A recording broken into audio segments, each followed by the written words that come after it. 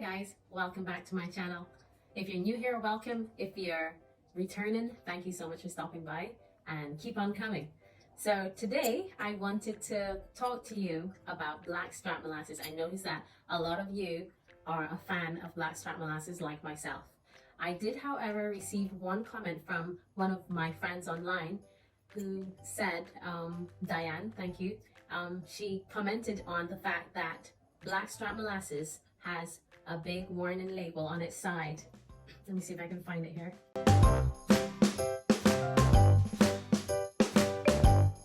So this is the warning for the Black Strap Molasses, and it said consuming this product can expose you to chemicals including lead and acrylamide, which are known to the state of California to cause cancer and birth defects or other reproductive harm.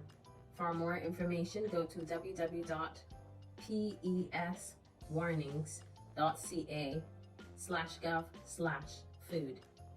That was a bit of effort because I might be needing some glasses to read things, but I'm fighting the fight. So this warning was on my bottle. I was aware that the warning was there, but thank you for pointing that out to me, Diane Clark. Thank you so much. And rightly so, anything that has a warning should garner your attention for a good cause. Now, I did my research before I started to consume Black Strap Molasses, and I was happy to learn that this warning was put there because of the processing of the sugar cane to make the Black Strap Molasses. Now, you have chemicals used. Potassium hydroxide is utilized in the process of combustion and breaking down the sugar down to make the Black Strap Molasses. So you have exposure to sulfur dioxide and different sulfates that might contaminate the Black Strap Molasses. But as you can tell, this is unsulfured Black Strap Molasses, so care was taken to remove any remnants of sulfur that was left in the molasses before it reached the consumer. So that is why I look for unsulfured on my label. And as for acrylamides, FDA regulations stipulate the different levels of acrylamide that are tolerable in products, and there's no violation for Black Strap Molasses. And the parts per million allowance of lead for Black Strap Molasses is 0.3 ppm, and that is well within the regulation of what is allowable by the FDA. Now, lead enters our food chain in many different ways. It all started way back when we used lead to get rid of the knocking in the combustion engine. So lead was introduced into the atmosphere. We had lead pollution, and it reached the soil that we grew our plants in, and it reached our food chain. So the levels of lead after the Industrial Revolution and use of cars and automobiles went through the roof. So legislation was enacted to deal with this problem. There were blue baby syndromes events happening around the world, and government and policymakers came together to deal with this problem, and regulations were put in place to remove the amount of lead that was being put into our environment.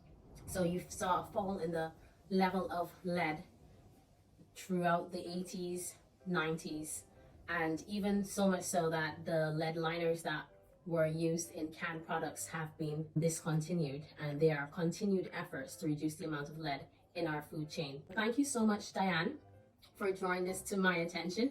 I am aware of the warning, and I do believe that this is still a good product that I can trust to put in my system without adverse effect. But you are right, heavy metals are a thing that we should never intentionally consume, and we should minimize exposure wherever we can. Now, I wanted to draw to your attention also, Diane, that there are studies that have been conducted, and recently, I think it was Harvard did a study, and they were talking about the lead content of baby foods.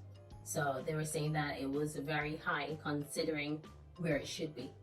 And also, because of the interest in lead entering our food chain, I was looking at a research paper by C.F. Jelinek, and this was 1984.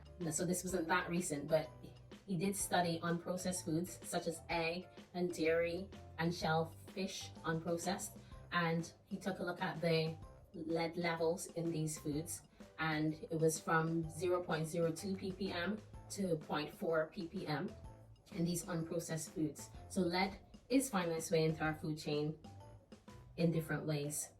Also, you can introduce lead into the food chain from the simple act of coloring a sweetie wrapper, candy wrapper, and wrapping products. So these dyes, sometimes they contain lead, and lead can be introduced into your food in all of these ways that you would never normally consider. So thank you again for bringing it to my attention. I am aware of this warning and I am not fazed by it. I still continue to use my Black Strap Molasses and I'm very pleased with the results so far.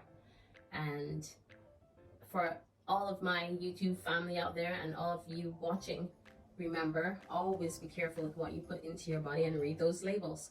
Read them, read them, read them. They're very important. What you put into your body can make or break you. So thank you so much for stopping by to my channel, and don't forget to hit that like button and smash that subscribe button to join my YouTube family. And I am very excited by the growth of my channel so far. Thank you for taking the time to subscribe, and thank you so much. I look forward to your comments and hearing your input and your thoughts on all of these different issues, and I look forward to making more videos for you. Remember, be good to yourself and love the skin you're in. Until next time, bye.